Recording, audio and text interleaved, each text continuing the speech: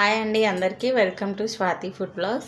ఈరోజు బీరకాయ పెసరపప్పు కర్రీ ఎలా చేయాలో చూపిస్తానండి. చాలా ఈజీగా సింపుల్గా చేసుకోవచ్చు, చాలా టేస్టీగా కూడా ఉంటుందండి. ఇంతకుముందు మన వీడియోలో బీరకాయ శనగపప్పు చూశారు కదండి.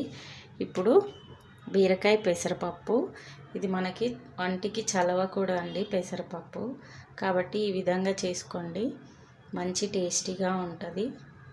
ఎలా చేయాలో చూపిస్తానండి. దానికి కావాల్సిన పదార్థాలు: బీరకాయలు 1/2 kg, ఒక ఆనియన్, ఒక 4 పచ్చిమిర్చి, 3 టమాటాలు, పెసరపప్పు 1 కప్పు. నేను నైటే నానబెట్టుకొని పక్కన పెట్టుకున్నానండి పెసరపప్పు. ఇప్పుడు ఆ వాటర్ అన్నీ తీసేసి పక్కన పెట్టుకున్నాం. ఇప్పుడు ఏ విధంగా చేయాలో చూపిస్తాను చూడండి. ఇప్పుడు స్టవ్ ఆన్ చేసుకొని ఒక ప్యాన్ పెట్టుకోండి. ప్యాన్ వేడయ్యాక, ఇప్పుడు ప్యాన్ వేడైపోయింది కదండి, ఒక 4 స్పూన్లు ఆయిల్ వేసుకోండి. ఆయిల్ వేడయ్యాక, ఇప్పుడు ఆయిల్ వేడైపోయిందండి. ఇప్పుడు ఇందులోకి 1 టేబుల్ స్పూన్ జీలకర్ర, ఆవాలు,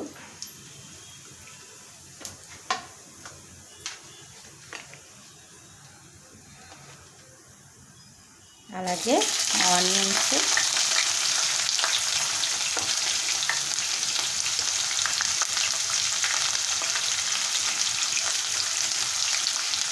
పచ్చిమిర్చి,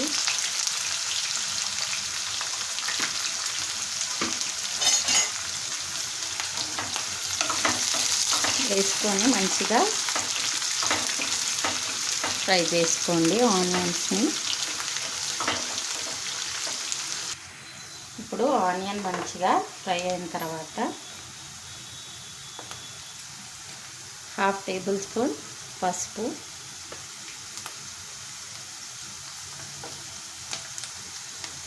1 టేబుల్ స్పూన్ సాల్ట్ అండి వేసి ఒకసారి మంచిగా కలిపేసేయండి. ఇప్పుడు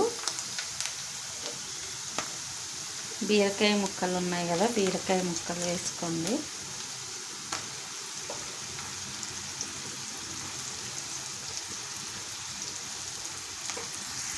ఇప్పుడు ఇవన్నీ వేసుకొని ఒకసారి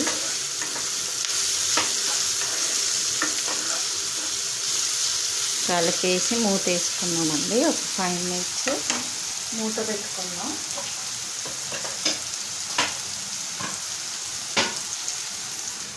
మీడియం ఫ్లేమ్లో పెట్టుకోండి. కొంచెం మనకు అవన్నీ మగ్గేంత వరకు ఉంచాలి. ఇప్పుడు ఒక 5 మినిట్స్ అయింది కదండి. ఇప్పుడు మూత తీసి చూడండి, మనకి బీరకాయ మంచిగా ఉడికిపోయింది.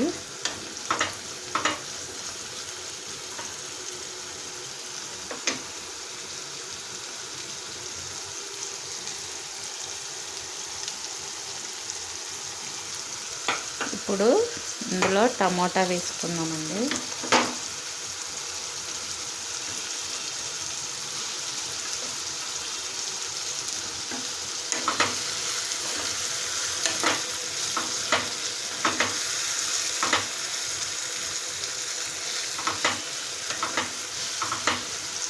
అలాగే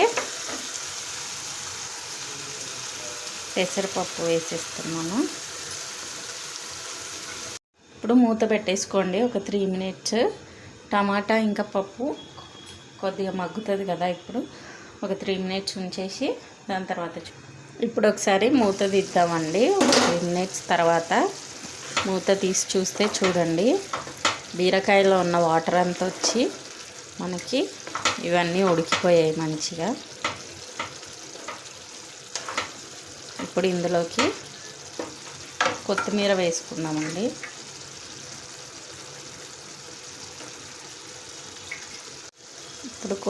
ఇప్పుడు ఇందులోకి కొత్తిమీర వేసుకొని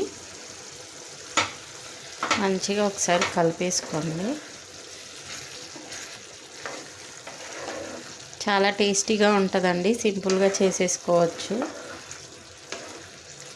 డైట్లో ఉన్న వాళ్ళకు కూడా బెస్ట్ కర్రీ అని చెప్తానండి. గోధుమ రవ్వ కిచిడిలో కూడా సూపర్గా ఉంటుంది ఇది. అన్నంలోకి కానీ చపాతీలోకి కానీ అన్నిట్లోకి బాగుంటుందండి. మన కర్రీ రెడీ అయిపోయిందండి. ఇప్పుడు ఒక 1 మినిట్ ఉంచేసి ఒక బౌల్లోకి తీసేద్దాం. ఇప్పుడు కర్రీ రెడీ అయిపోయిందండి. ఇప్పుడు ఒక బౌల్లోకి తీసుకున్నాం.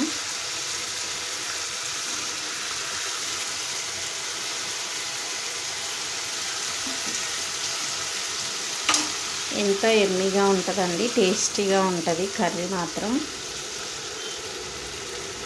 ఈ విధంగా చేసుకోండి. టేస్టీ అయిన బీరకాయ శనగపప్పు కర్రీ రెడీ అండి.